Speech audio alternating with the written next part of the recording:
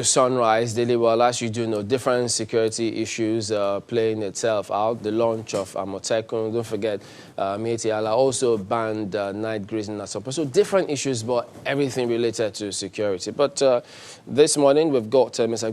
Adejimo here. He's the publicity secretary of Yoruba Summit Group, as well as Muhammad Labar, who is the chairman, Southwest Zone of Mieti Allah Cattle Breeders Association of Nigeria. That's MACBAN. Gentlemen, thank you for coming on this morning. Thank you for having me. Well, good to have me back here. Yes, indeed. But we've seen the papers. They are awash with different perspectives, different reactions concerning this launch of Amotekun and what they think of it. Yeah, people they have a right to express their opinion. But having seen this impression that they do have, so I'm not exactly sure where all of this is headed. What do you think? What I think is this. The Yoruba Summit Group is the umbrella body of all Yoruba groups, and I stand here articulating the view of many of us that are stakeholders in this project. Amotekun might just be that step. We would need to start from somewhere. We need to start building institutions. It is still part of the process of establishing true federalism. If a group of people are going to be sincere about their own future, they must take security as an important aspect, a pivotal aspect of their well-being and of actualizing their goals. We have had a series of insecurity issues plaguing the Yoruba, and we are not going to go into all of the statistics, but suffice to say that we have now decided that we must have a security architecture that is indigenous to us. Security is actually an indigenous thing. It belongs to you. It's even about the skin. It's skin deep. It's endogenous. Alatishe, lumatishe are. You must be the one to take care of your own. In the deep Yoruba proverb of our fathers, Omidan tó bá lóun fẹ́ joyè abọ́bakú, òwe burúkú ló ń pa fún olórí láàfin. A maiden that has not even been taken to the inner room of the Kabiyesi now wants to die with the Kabiyesi as with the tradition. It's only sending a message to the old olórí in the palace. Nobody else can determine our security for us. We must do it. But there will be those who have the impression, having listened to you just now, that when you say our own, our this, our that, what happened? You're still within Nigeria. There's Nigeria Police, there's Nigeria Army. Good so question. all of those agencies still exist. So when you say this, people can have the impression that, wait a minute, this is actually going to be oblivious, or perhaps you may take it as though this is superior to those other agencies. Well, I wonder what exactly has happened to history and the teaching of it in Nigeria. In 1953, the Yoruba articulated their views at the London Conference. And the London Conference gave birth to that 1954 constitution that was truly federal. We had a Western House in London. We had Western region consulates all over the world. We had our own kind of architecture that determined, in the true sense of federalism, what each region should possess. We had all of that 67 years ago. Now what has happened? Have we progressed or have we regressed? In which case, look at the state. Well, a country like America that we're trying to even mimic. Every state in America has its own military. And I'm not talking about police. I'm talking about the State Defense Force, SDF, in America. You can Google it. They have their own state militia. I'm talking about military. Now, at every county, we have a sheriff. In the states in America, we have the state police, like the New York PD, NYPD. And then you will still have the FBI. Where are we going to start even going to tell people about policing from? I went to Akoko, a town there that is meant to be famous. There was a serious insecurity situation, and we went to a place that is supposed to be the police station. And we met a police post with 2 policemen, 2, to police a whole community of over 10,000 people. Look at that ratio. So how are you going to begin to look at what is going on now in terms of a larger Nigeria in which the personnel is not just there to police everywhere? We've been asking for state police for too long. People think it's just a matter of semantics. It is not. It is operational. If we are not going to have enough police from the federal to police every community, mind you, Yoruba land has 140 local governments. Have you come up across such statistics? If you haven't, I'm telling you. 140 local governments in all of Yoruba land. And then we have about 2,500 obas, which means 2,500 communities. Now tell me the number of policemen that the federal have to go into the nook and crannies. So you will find an oba in Yoruba land being whisked away from his palace with his wife. And some people are demanding ransom. And you are asking us not to demand for what is within the context of federalism?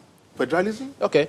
Mr. Labar, today, one of today's dailies did say that Northern youths oppose Southwest governor's launch of Amotekun. So there are those who will think that, well, okay, if you're not here, living here around the Southwest, you may not understand properly. So, but you're here, you're in the region, you see what's going on, you heard comments about this, you may have even seen directly how this has come about. What do you think of this launch? Thank you very much. Actually, I'm not going to get involved in a dramatic speech of people giving our views of what it is from other parts of the country. I live here. I'm a southerner.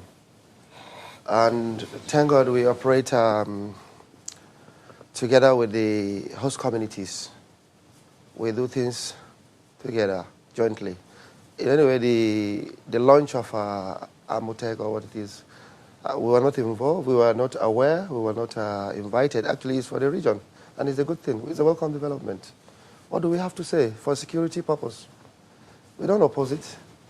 Some other part of the country, or people saying, calling for other things about it, that negativity or what have you. All we need is security, actually. We need to be secured.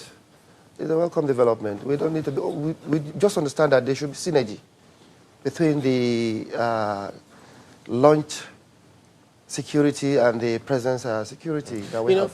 What points do people miss? Because the same, a similar kind of reaction when different regions launch maybe a neighborhood watch or a security outfit, you'll always hear some comment from some quarter, some sort of apprehension. What is it that we always miss when these groups come up and people just begin to think, well, no, there's certain fears about some of this? Why do you think that happens? Yeah, I think the fear is sometimes things fall out on a sentimental basis, because the lookout of it is what are their functions? How are they going to take their activities? Are they going to look at other tribes who doesn't belong, who are just being hosted? Are they going to be hostile to those tribes? Though we're talking about Nigeria. Nigeria, we believe we are one. And what we are doing, though in our parts, our activities is rearing cattle all about, or being in activities of buying and selling of cattle. You know, it falls out to some security challenges, most especially where we find ourselves residing in the areas that do security challenges do come up most times in our communities, most especially the kidnap and armed robbery activities that do take place. You find out that most people are residing in areas where these things comes up. So the understanding is mostly want harmonious synergy between us and whatever function is going to commence. Do you have any concerns about this Operation Amotekun? Yeah, my concern is there should be a sanitization between them and the residing communities who are not from here. I think that will be better, because if there's understanding, there won't be any need of looking at inwards what will take place or what will happen, because we're talking about the past, the Oduwa People's Congress. You know how sometimes things happen, they descend on kind of communities, or their reactions if anything happens based on interrelationship between them and the other communities. the reaction goes as if these people are from the northern part, they don't belong here, they do things because they are not from this place, they harm people, and that shouldn't be looked at. We should be looked at harmonious part of being together as one Nigerian. I was born and brought up in this part of the country. So tell me, if anything could go and look at as if a sentimental basis come up, where do I have to go to? I should be part of whatever initiative that is coming up from the western part of this country, because I belong here. My children are here, my father, every of my family. So there's no cause for us to just sit down and understand. What do we do? Where do we go? What should we assist ourselves? Especially like what he's talking about, the Obas. We also have chiefs here, the Serkin Fulanis. Most of these, the western states, we have all over the local government, we have Serkin Fulanis as well, who are residing, who have been doing the activities peacefully, just to contribute to the development of this part of the country. We also have, recently, there is this committee that has been launched by some of the state governments, in collaboration with our communities, on activities of herders, farmers, clashes. We should look at their crisis and how to nip the crisis in the bud. I think the harmony should be there. If there's harmony, I think we'll live peacefully. There's nothing to look at whatever name would give security or what have you. The Civil Defense Corps came on board. Nothing goes wrong. It went well. I think the police started somehow too. It went well. So we don't have any cause to fear. We just need to have understanding and discussion and roundtable discussion. I think we'll get there. Yeah, Mr. Adejumo, do you think that the Can I respond to what you have said first? Go ahead. I haven't heard from anywhere where the JTF is operating in the north or the east by in Kano, and then the OPC and the Yoruba are called into it. So I shouldn't expect a sense of ownership or even a sense of laying claims to be wanting to be part of something that is not actually about you, it's about us. Like I said earlier, it is those who are within a community that will know what exactly they want to do.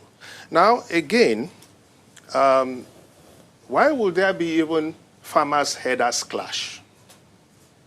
If my farm is my farm, and I own the land, and I own the crops on it, why should somebody come and graze on it? Why should it become a clash? Why shouldn't even the idea of having to say, we cannot allow this to happen, be the watchword, the principle upon which to live in peace and in harmony with your neighbor? Which law, either common or religious or canon or even Sharia, allows anyone to take his cow into somebody else's farm and graze on it? In which case, you are not going to start to preach harmony if what you are doing is exactly inimical to the health of the people, to the economy of the people, to the security of the people, and then you come around through the back door to some kind of equity to demand for participation. It's not going to happen. So now you can ask your question. Are you demanding for participation? Not at all. I'm not demanding for participation in any way. But in the sense that we are together. No matter how it goes, there can be one way or the other in touch.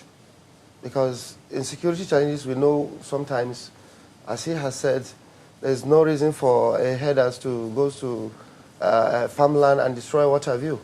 But how is Mediala working to identify those? Because sometimes I hear you say that you have some criminal elements, some of them who are perpetrating some of these crimes. How are you working to fish out those people and ensure that those kind of things don't happen? No, actually, as I told you, we have synergy with the security agencies working together, mostly on the restriction of night grazing, banning night grazing, which we are giving out, we are sanitizing our members, we are informing them that shouldn't commence. It has been earlier on before now. And you know, it's not funny that you find people breaching the law in any part of the country or any part of the tribe they are from, because they believe they want to achieve one or two things. So it is not specifically on a tribe. It's specifically on everybody that is rearing cattle. And you know it's not the herders, I mean Fulani, in Nigeria alone that are rearing cattle. We have all over tribes that do the business as well. So it's all over on cattle rearers that are restricted. The information we give them, we meet them one-on-one, we go to all the rural communities, talk to them, inform them that this is not good. They should restrict doing it. They should remain at a particular point where they are. They should not move out overnight. If they want to do their activities, they should go in the afternoon. Yes, please. It is generally said, and I hope you believe it as well, that security is everybody's business. Do you agree with it? I agree that the security situation of any community should have something to do with the participation of the stakeholders in that community. You don't think... What I'm trying to say is you don't think everybody in the community should support security initiatives? Well, are you going to ask a thief to support a security initiative? Are you going to ask someone who willfully damages your property to support an initiative? I should believe that it is the... if you are not going to look at security out of the context of those who are entrusted with security. For example, the police, that is their primary job. The job of the community, somebody like you and I, perhaps might be to cooperate, to give information, and to be able to expect justice back. Outside of that, what you may have is that if you want to just ascribe security to everybody's responsibility, then somebody may decide to take the laws into their hands. So what we need is this. Let us entrust those who have the right to maintain security to continue to do so, and encourage the society to be able to give information. Who would those people be in this case? Well, it will have to be about the initiative that has come across now, which is late, which is little, but we are accepting. In which case, the question is, has the security situation, the Nigerian state, that it has put up, given the Nigerian a sense of security? In which case, have the police been able to do everything? Have we been able to see even one AK-47 carrying headsman arrested? There are lapses, which simply means there must be areas of plugging these lapses. And if we have an Amotekun today, we may have something else tomorrow. I've just told you what happens in a place like the United States of America. They too have had their own challenges about security. They have started from the county level. You have the sheriff. They have graduated to the state. They have even the federal. The federal will have, just like the FBI, the crimes that are on the federal list. The state will handle certain things, and then the community, you have those who will deal with issues. Is this the thinking behind Amotekun? Sorry? Is this the thinking behind Amotekun? I would want to believe that it is, because give it to those who have been able to pilot the affairs of the Yoruba state, right from the olden times, when we had a Yoruba empire that had the executive in the Alafin, the legislative in the Ogboni and the Oyomesi, and then the judiciary, the legislative in the Oyomesi and the judiciary in the Ogboni and the Warefa. We've had a semblance of all of that all along before we came to the modern era. And in the modern era, everybody knows what the Western region was able to do.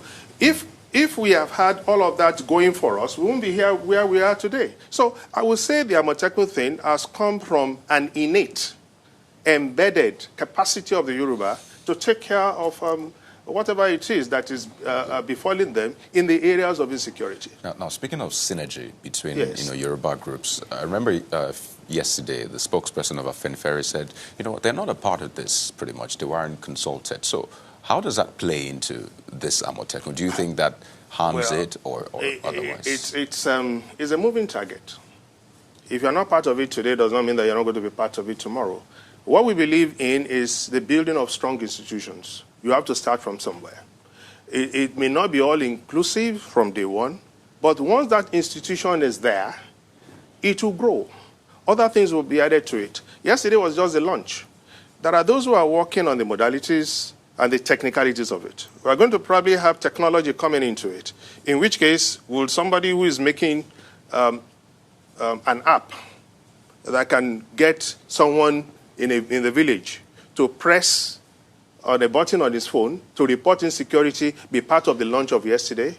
So there will be startups, there will be additions, there will be groups that will key into it, and there will be a total architecture that will be added on to what has happened yesterday. So let no one feel that he's been left behind. It will have to be that, because I would want to believe that those who have brought about this commission, this network, already know where it would be, maybe by next year, and maybe the goal is another 5 years we will have been able to surpass even all of this that we're talking about. And then probably it will be other things that will be challenging us that we'll be talking about in another 2 years. Okay, my colleague Mark has a question for you. Mark, go ahead. But isn't that where the problem lies? I mean, the fear and the anxiety that's been expressed by other parts of the country, because your explanation, and this is for Mr. DM, seems to be talking about an us versus them kind of scenario, rather than, you know, the problems that we have could actually be internal. Isn't that where the problem and the fear and the anxiety lie? Sorry, I didn't hear that. She's saying us against them. That isn't that where the fear and anxiety may be founded for those who have fears. Make it us against them. Somebody else made it us against them. We remember in year 2000, somebody came and said, why are your people killing my people in Okyogun? We never made it us against them. You can't expect a victim to become a villain. If we are sitting down in our homes and then somebody comes to abduct our Oba, if we are sitting down in our farms and somebody comes to destroy our farms and then use his cows to make a family miserable, then you can't make it about us. It is about those who have decided that they want to upset our peace, in which case every human being has a right to self-defense. If we are going to have to defend ourselves, then of course, why should it be that we must roll over and die? So if it is about looking at what is happening in other places where they have decided that they must fight those they call bandits in Zamfara and in Katsina, then why is it not about them? If we are thinking about our future and the future of our generation and the preservation of our patrimony, then why should it be about us? Okay, so at the moment, the police, the Daily's report, the police, the army, many thought that they were going to be there because the IGP had said there were going to be special forces, but they were not present. Does it suggest that perhaps they're not on the same page with this? Nobody should expect that everything should have a seamless transition from what is expected to what we have. What we have is what we will have to nurture. We will build it and develop it in such a situation that it will become all of that which will fall into the expectations of all. I started by saying that this is perhaps the basic, critical, minimal, irreducible kind of security situation in which we envisage. It is not exactly what we want. Okay, just a quick one before we go. Those countries you mentioned, they had laws that set up those agencies you mentioned. What law sets up Amotekun? There will always have to be laws, and there will always have to be regulations. No community can live without them. What we have is already gazetted, in which case, within the zone, there has been a way of looking at how to move forward. It's been backed up. 6 states are keyed into it. 6 states provided personnel, they provided the infrastructure, they provided the vehicles. That alone should suffice for a regional force. Any which way we want to call it, it will now behove on those who are going to run it to make sure that they run it within the ambits of the law. And I believe that the Yoruba people are law-abiding and they will do everything according to the law. All right, then you heard Mr. Gwega Adejimo, Publicity Secretary of Yoruba Summit Group. Thank you for your thoughts this morning. Thank you for having me.